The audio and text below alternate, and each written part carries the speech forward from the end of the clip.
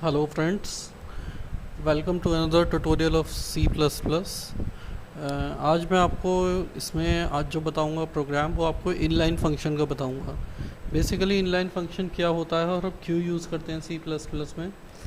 तो inline function का जो मेन पर्पस होता है वो ये होता है कि आपके कुछ अमाउंट ऑफ मेमोरी स्पेस को सेव करके रखना। कैसे सेव करता है ये कि जब भी हम कोई भी हमारा फंक्शन अगर बार बार कॉल किया जाता है, ठीक है, तो मैनी टाइम्स जब हम उससे कॉल करते हैं तो वो एक कॉपी अपने पास स्टोर करके रख लेता है।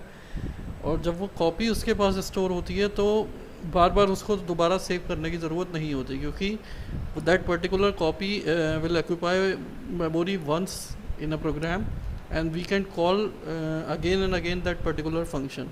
तो उसके लिए हमें क्या ज़रूरत पड़ती है, उसके लिए हमें कीवर्ड की ज़रूरत पड़ती है, दैट इज़ इनलाइन कीवर्ड। तो जैसा कि आप एक प्रोग्राम में आपको अभी दिखाता हूँ, क्लास के थ्रू हमने इनलाइन फंक्शन को एग्जीक्यूट करवाया है।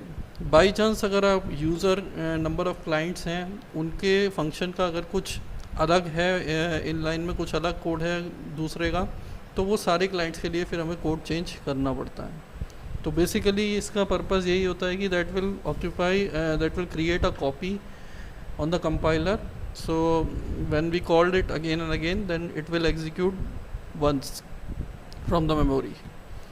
तो पहले हमने क्या करा है, क्लास बना ली है, लाइन नाम की एक क्लास हमने क्रिएट कर ली है।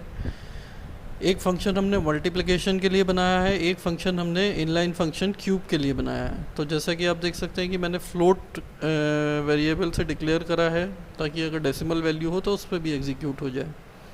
तो फ्लोट में दो वेरिएबल्स लिए हैं, एक्स और वाई। रिटर्न में मैंने इनका मल्टीप्लिकेशन की वैल्यू को रिटर्न कराया है। सेकंड इनलाइन फंक्शन मैंने क्या बनाया है, क्यूब का कैलकुलेशन बनाया है। तो अब आप देखेंगे कि किस तरीके से हमने एक फंक्शन के थ्रू दो ऑब्जेक्ट्स की दो वैल्यू को हम क्यूब में कैलकुलेट करवाएंगे। ठीक है, जैसे हमने अभी x लिया है तो रिटर्न में क्या हो जाएगा, 3 टाइम्स x की मल्टीप्लाई हो जाएगी। तो ये दो हमने फंक्शन क्रिएट कर लिए हैं, ये हमने इसकी डिक्लेरेशन हमने क्लास के अंदर ही दे रखी है इनलाइन फंक्शन की। क्लास को टर्मिनेट कर देंगे सेमीकोलन से। फिर मेन पे चलते हैं। मेन पे हमने क्या करा है, एक लाइन जो कि हमारे क्लास का नाम था, एक ऑब्जेक्ट क्रिएट कर लिया obj करके।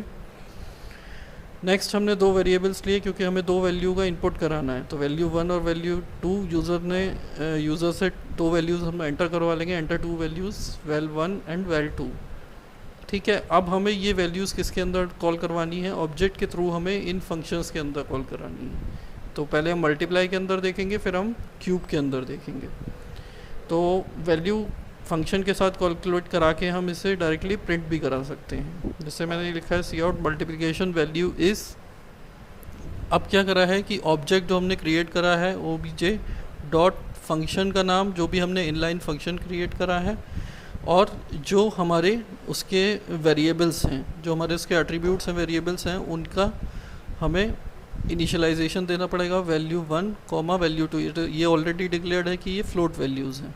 x और y में उसकी वैल्यू स्टोर हो जाएगी, val1 की x में चली जाएगी और val2 की वैल्यू y में चली जाएगी। तो इनका एग्जीक्यूशन हो जाएगा, मल्टीप्लाई कर देगा जो भी यूज़र दो वैल्यूज़ देगा।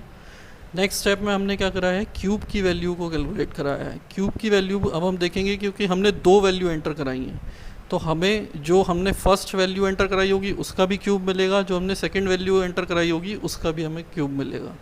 क्यों? क्योंकि क्यूब में केवल हमारा एक ही वेरिएबल चल रहा है। तो हमने क्या करा है, यहाँ पे ऑब्जेक्ट जो भी हमने लाइन का एक ऑब्जेक्ट क्रिएट करा था, क्यूब वाले फंक्शन को कॉल करा, तो फर्स्ट टाइम इसमें क्या चली गई, val1 की वैल्यू किस में चली गई, x वेरिएबल में चली गई।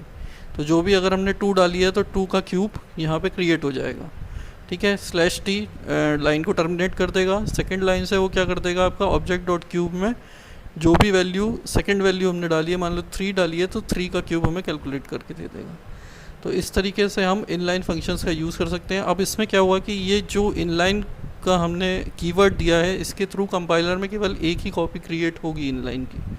उसी से हम मल्टीप्लाई कितने भी वेरिएबल्स को करा सकते हैं। हर बार वो उसकी कॉपी को क्रिएट नहीं करेगा। जैसे हमने क्यूब में देखा, तो क्यूब में अगर हम 2 टाइम कॉल कर रहे हैं तो उसकी 2 कॉपी क्रिएट नहीं होंगी, सिंगल कॉपी के थ्रू ही वो उसकी वर्किंग परफॉर्म कर देगा। तो इस तरीके से ये कुछ मेमोरी के पार्ट को सेव करके चलता है।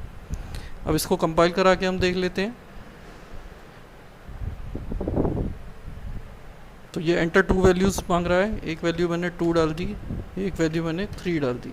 तो मल्टीप्लिकेशन ऑफ वैल्यू आ गया 6, क्यूब आ गया, 2 का क्यूब फर्स्ट कैलकुलेट करा उसने 8 हो गया, 3 का क्यूब करा तो 27 हो गया।